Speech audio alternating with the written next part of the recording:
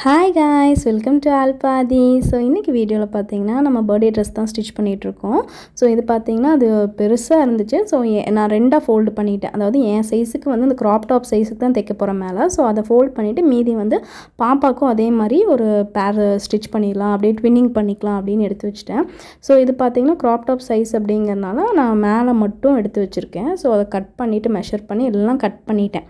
So இப்போ தான் வந்து ஒரு ஹார்ட் அட்டாக் க்ரியேட் ஆகிற மாதிரி நிறைய ஒரு சம்பவம் நடந்திருக்கு. நான் என்னென்னு சொல்கிறேன் பாருங்கள். ஸோ டாட் மார்க் பண்ணுறதுக்கு எல்லாம் பண்ணி வச்சு இப்படி 2 பீஸ் இருக்குது. அப்பாடி எல்லாம் பர்ஃபெக்ட் ஆகிடுச்சு. நீ வந்து ஃப்ரண்ட் கர்வும் எடுத்துட்டேன், டாட் பிடிக்கிறதுக்கும் மார்க் பண்ணிட்டேன், எல்லாம் பர்ஃபெக்டாக இருக்குது. சரி, நம்ம இதை வந்துட்டு இப்போ பார்க்கும்போது தான் தெரிஞ்சிச்சு இந்த ட்ரெஸ்ஸுக்கு லைனிங் வாங்கியிருந்தோம் அப்படின்னு. லைனிங் பார்த்திங்களா தொங்கிட்டுருக்கு. லைனிங்கை மறந்துட்டு அப்படியே வந்து ஸ்ட்ரெயிட்டாக ஃபேப்ரிக்கு போயாச்சு. சரி, பயாஸ் கொடுத்து அடிச்சுக்கலான்னு இருந்தேன். திடீர்னு இப்படி திரும்பினா மிஷினை பார்த்து உன்னி ஷாக் ஆகிட்டேன். ஏன்னா அந்த த்ரெட் உள்ளே போடுறது வந்து இதில் கொஞ்சம் காம்ப்ளிகேட்டடாக இருந்துச்சு. ஒரு பிகினராக இருக்கும்போது அதுவும் இவ்வளோ பெரிய மிஷின் ஃபஸ்ட்டு எடுத்தோன்னே பார்த்தோன்னா கொஞ்சம் ஹார்ட் அட்டாக் வர மாதிரி ஆகிடுச்சு. ஸோ ஏன்னு பார்த்தீங்கன்னா அதில் த்ரெட்டு கோக்குறது வந்து எனக்கு மறந்துடுச்சு ஆக்சுவலாக. சரி அப்படின்னு நானே அதில் ஒரு கோத்து வச்சுருக்கிறது அப்படியே அந்த ஃபுல்லாக பார்த்துட்டு அதுக்கப்புறம் எடுத்து வச்சுட்டேன். ஸோ ஆல்ரெடி அன்றைக்கி வந்து கொஞ்சம் ஷெல்ஃப்லாம் கொஞ்சம் அரேஞ்ச் பண்ணி வச்சுருந்தேன், பாபன்ஸ் இதெல்லாம் எடுத்து ஒரு இடத்துல வச்சுருந்தேன். ஸோ இங்கே பாருங்கள், அதை போட்டோன்னா அழகாக வைன் பண்ணது சூப்பராக இருந்துச்சு. எனக்கு ரொம்ப பிடிச்சிருந்துச்சி.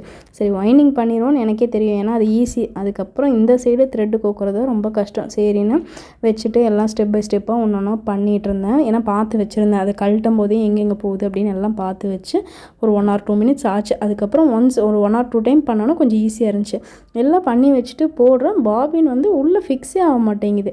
அப்புறம் தான் பார்த்தா இந்த மிஷினுக்கு பாபினே வேறு மாதிரி இருக்குது. ஏன்னா நம்ம நார்மலாக சில்வர் கலர் பாபின் தான், பட் இது சைஸு எல்லாமே வேறு மாதிரி இருந்துச்சு. என்ன பண்ணுறதுன்னு ஒன்றும் புரியல. அதுலேயே ஃபுல்லாக வைண்ட் பண்ணிவிட்டேன். அப்புறம் மறுபடியும் இன்னொரு பாபின் எடுத்து அதை ஃபிக்ஸ் பண்ணேன். சரின்னு இந்த இடத்த திறக்க பார்க்குறேன், அது திறக்கவும் முடியல. அப்புறம் பார்த்தா தான் இந்த மிஷினுக்கு அடியில் இருக்குது. அடியில் கொண்டு போய் தான் நம்ம ஃபிக்ஸ் பண்ணோம். எல்லாமே டிஃப்ரெண்ட்டாக இருந்தனால கொஞ்சம் அப்படியே கடுப்புலேயே போயிட்டுருந்தேன். அதுக்கப்புறம் பார்த்தா சரின்னு பயாஸ்லாம் கட் பண்ணி வச்சுருக்கேன். நாளைக்கு என்ன நடக்குதுன்னு சொல்லிட்டு பார்க்கலாம். தேங்க்யூ ஃபார் வாட்சிங் தி வீடியோ.